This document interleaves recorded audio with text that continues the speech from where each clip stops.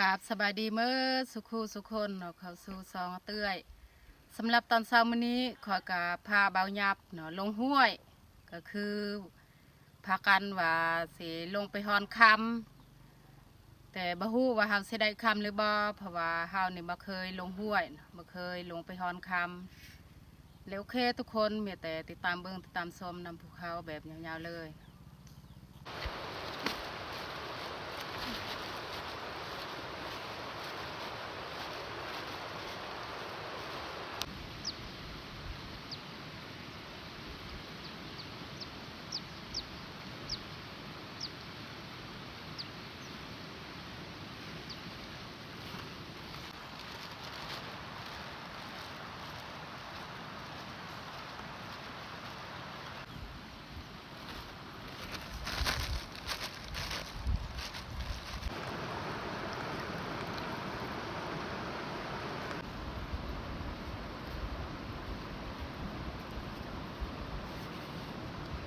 ตอนนี้คอยกับเบาหยับกับย่างมากกับฮอดห้วยแล้วแต่บ่เห็นคนมีแต่เฮาสิย่างไปนำเบิ่งเขา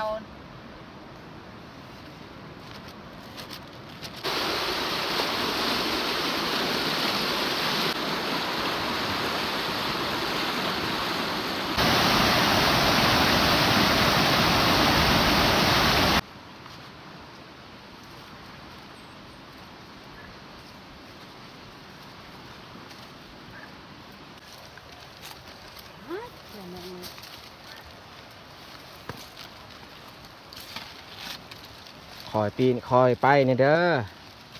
ระมัดระวัง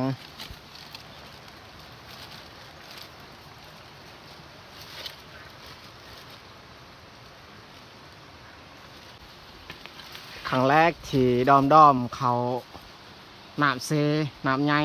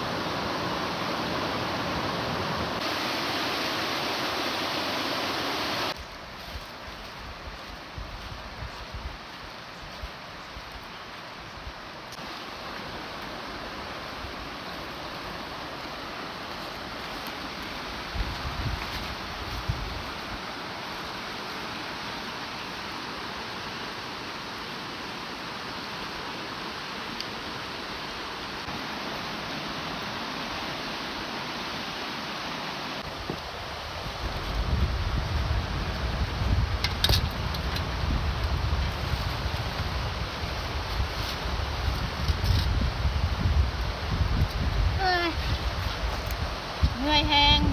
เขาย่างมากกับใกล้พอสมควรแต่ว่าข้าเจ้าเนี่ยไปก่อนเขาบ่เห็นเขานำบัตรท่านกันเลยคอยกับเบาหยับเนี่ยพากันพักอยู่นี่เขาสีมาฮอนเมืองอยู่นี่เพราะว่าเข้านี่ไปก่อนแล้ว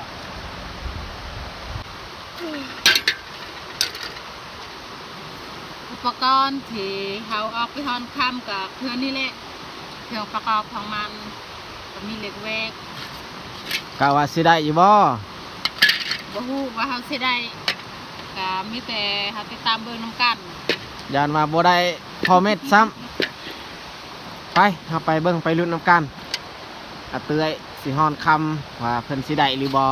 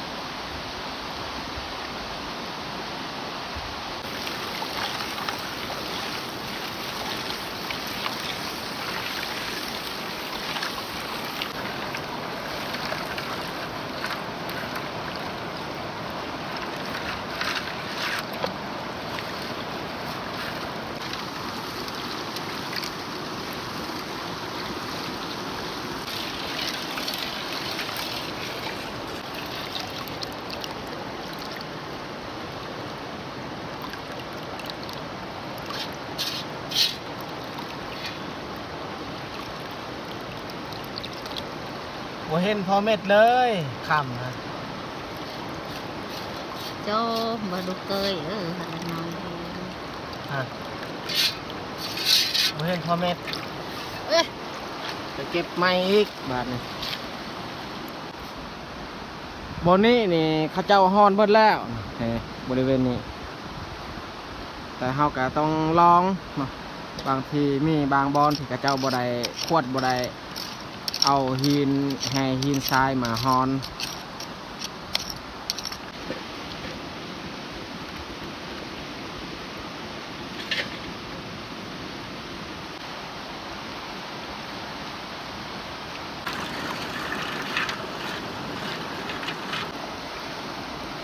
บางที่ซองอีกเตือยเป็นฮอน เนาเอง ฮอนซองบางแต่ว่าบ่มีคำพอเม็ดเลยสิได้คำอยู่บ่แนวนี้นี่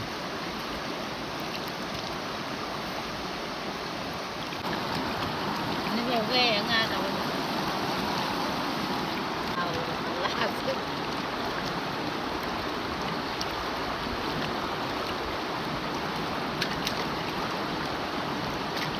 บางที่3แล้วบ่ได้ทุกคนเอ้ยอันนี้กับบริเวณที่คอยกับอาเตื้อยนอนในเดือนก่อนนี่บริเวณนี้อันนี้ข้าเจ้าอีกมานอนอาเตื้อยนี่ย่างขึ้นเทิงแล้วเพราะว่าขึ้นฮอนอยู่ลุม2-3บางแล้วบ่ได้พอเม็ดเลยเปลี่ยนสถานที่การฮอนอีก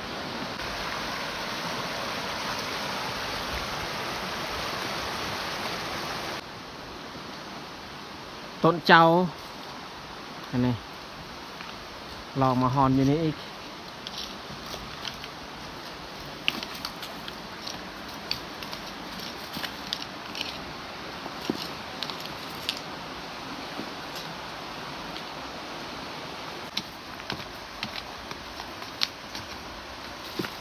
บริเวณนี้คอยก็ได้พาเตื้อยมาพักคือกันพักเที่ยงกินข้าวเที่ยงส่วนเฮาออกไปหาปลามันเป็นโกนต้นเจ้านี้โกนค่อนข้างกว้างใหญ่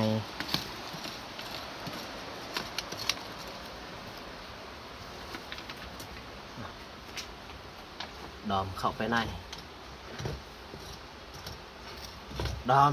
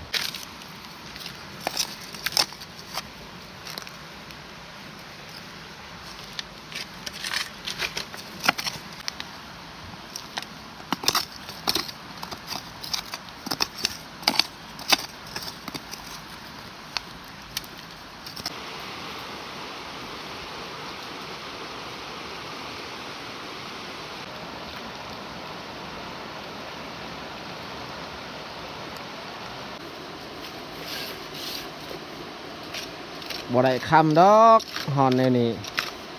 นี่แหละคนบ่เคยฮอนคำบ่ได้บ่ฮู้จุดบอลคำอยู่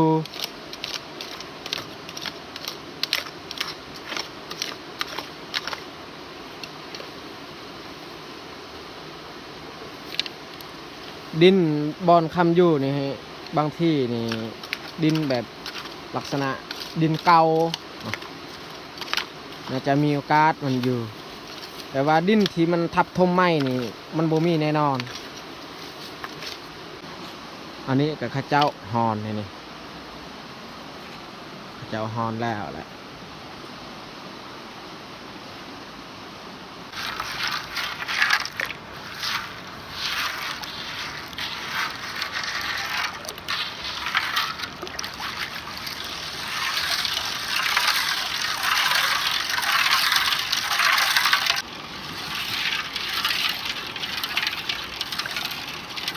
เอามาลุ้นอีกบางที7แล้วมาสิได้หรือบ่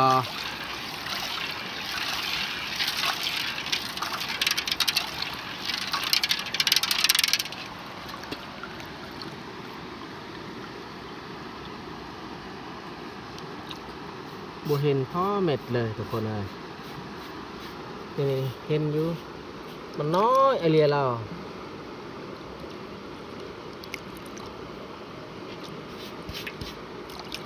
น้อยแบบนี้เขาก็เก็บเมื่อยแหละเขาขวด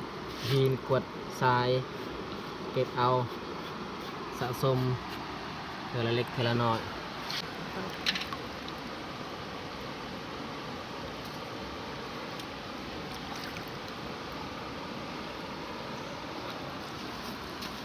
หัวที่เขาเก็บไว้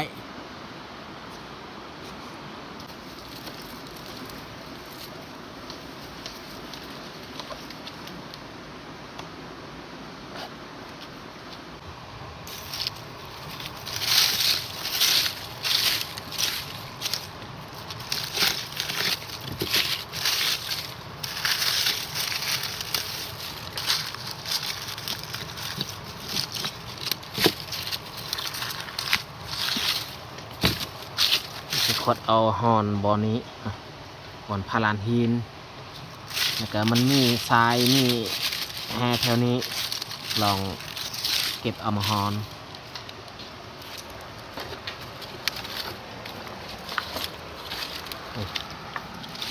บอนนี้คือการ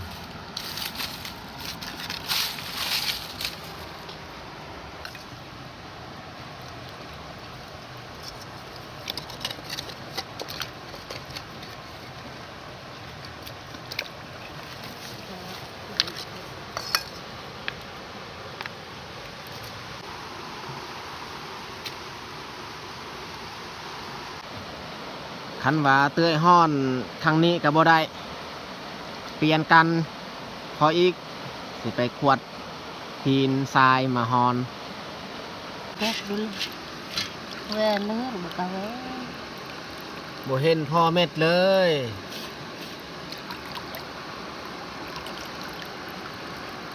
เอาเตื้อยห้อนนี่บ่ได้มาลุ้นว่าคอยสิได้หรือบ่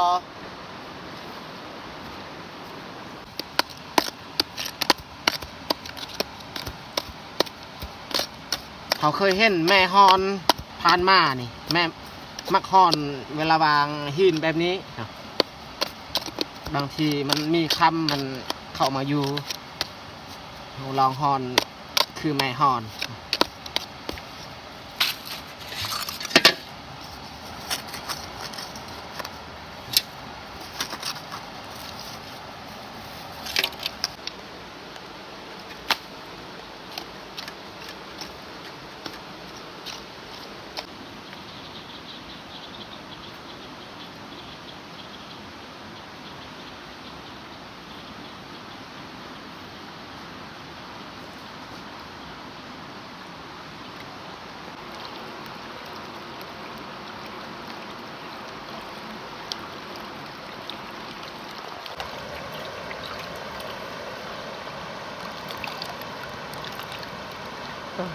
มีอยู่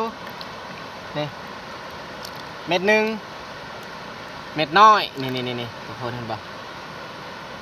นี่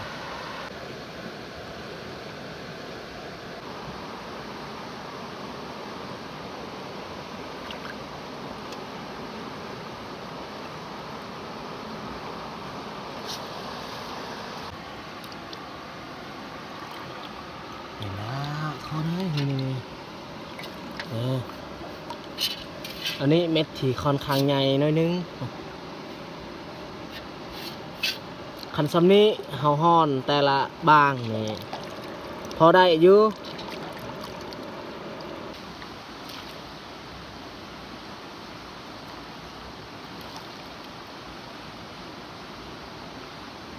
ข่อยให้อาเตื้อยเป็นผู้ฮ้อนค่อยเป็นผู้ขวดอันนั้นดินหรือว่าหินเนาะเพราะว่าค่อยนี่บ่ถนัดปานใดเรื่องฮอนให้เพิ่นฮอนค่อยขวดเอา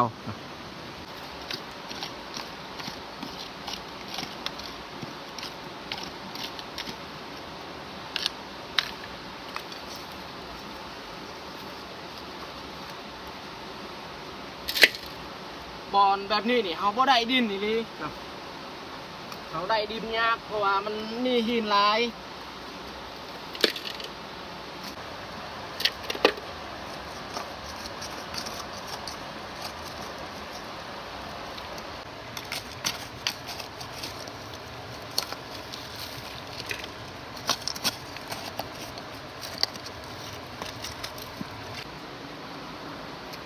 โอ้ไปตายต้นดอม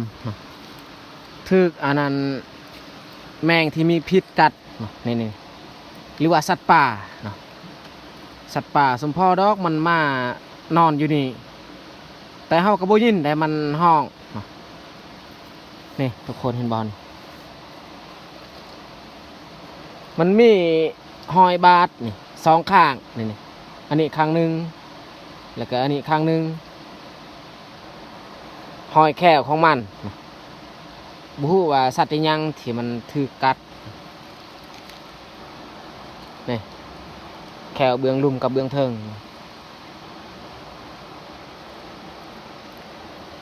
เป็นตายต้นดอมเข้าน้ำเซทั้งแรกก็ถือสัตว์ป่ากัดนะ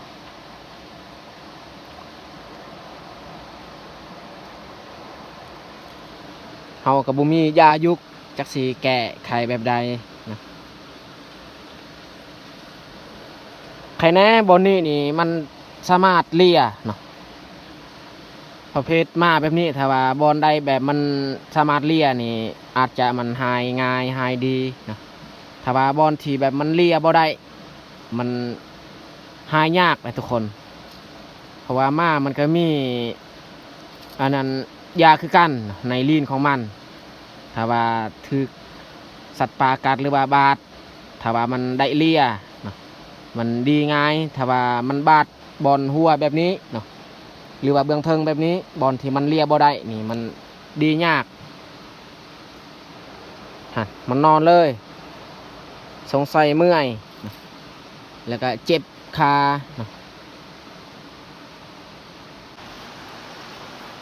เอาฮ้อนคำสำนี้ก่อนโจไว้เขาสิมาเฮ็ดอาหารการกินข้าวเที่ยงเพราะว่าตอนนี้ก็12 โมงแล้ว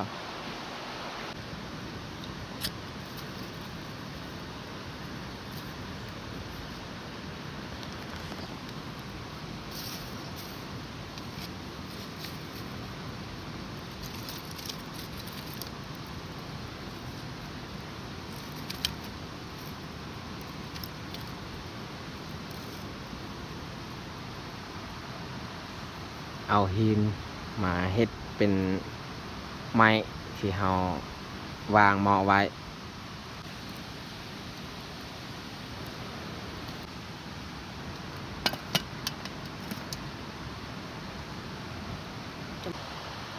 เอาเตยเพิ่นเฮ็ดของกินก็เฮาเอามาจากบ้านนี่แหละเพราะว่าค่อยก็บ่ได้หาปูหาปลาว่าสิตั้งใจไปฮอนคำนี่แหละแต่ว่าคำกับบ่ได้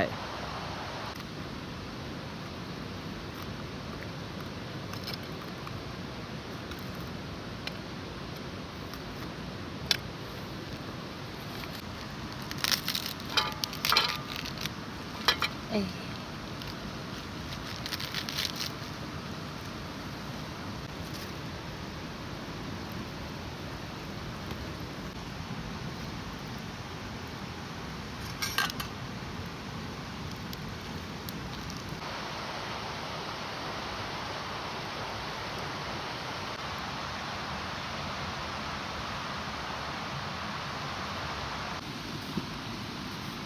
อาหารเที่ยงของเฮาก็แล้วเนาะเบาหยับเพิ่นจัด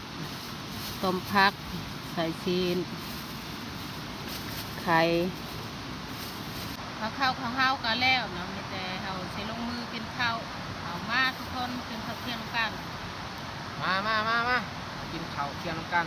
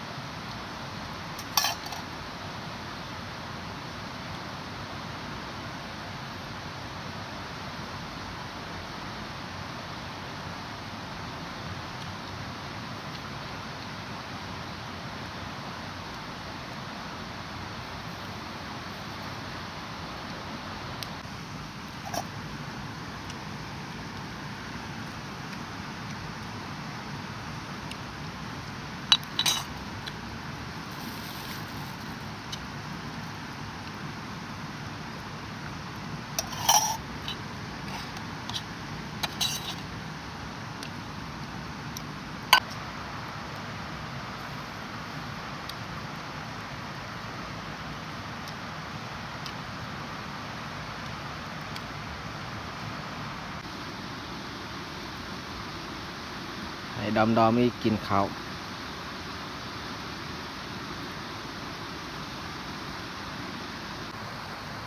เฮามาเบิ่งคำที่เฮาฮ้อนเมื่อกี้นี่เฮาได้เท่าใดอันนี้ละคำที่เฮาฮ้อนวันนี้บ่ฮู้ว่าสิได้บ่จักลีหนึงได้แต่เม็ดเดียวที่ค่อนข้างใหญ่ซำแก้นมากงาเดือนนั้นมันแต่ตัวน้อย